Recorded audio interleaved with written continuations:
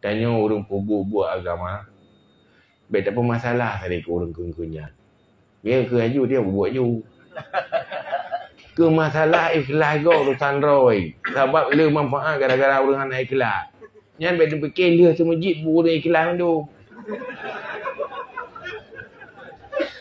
Ingat ya baru pelemah roh penderma dia semajid. Ana manfaat ke roh nak manfaat ke kau? Man kena si manfaat man gerau tekan anak ikhlas. Sebab buat je nak buat mana?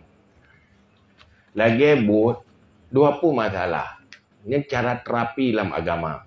Nah orang nak sabah penyakit kriat. Sabah penyakit tu ria. Yang kriat penyakit, ria api penyakit. Mandua payah ubat.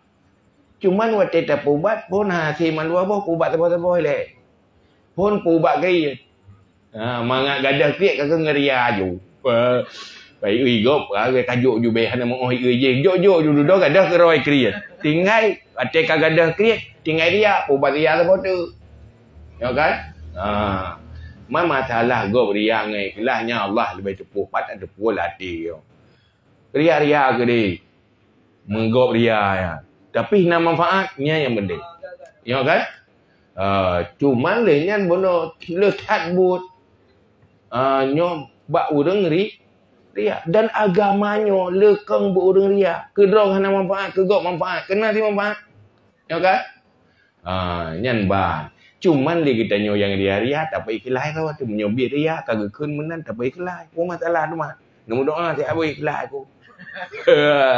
Jadi yang baik bengih keung aju. Biasa betul dia buat roh dah you kan. Ai dah fikir.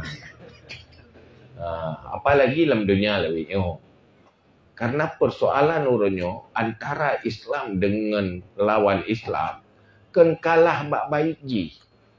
Islam cukup baik. Islam memang kebenaran. Tetapi kalah bak strategi ji. Kalah strategi.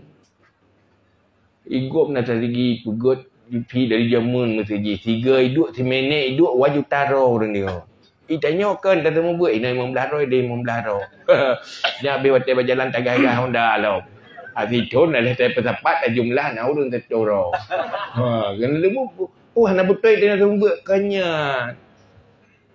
Apa faktor pendukung?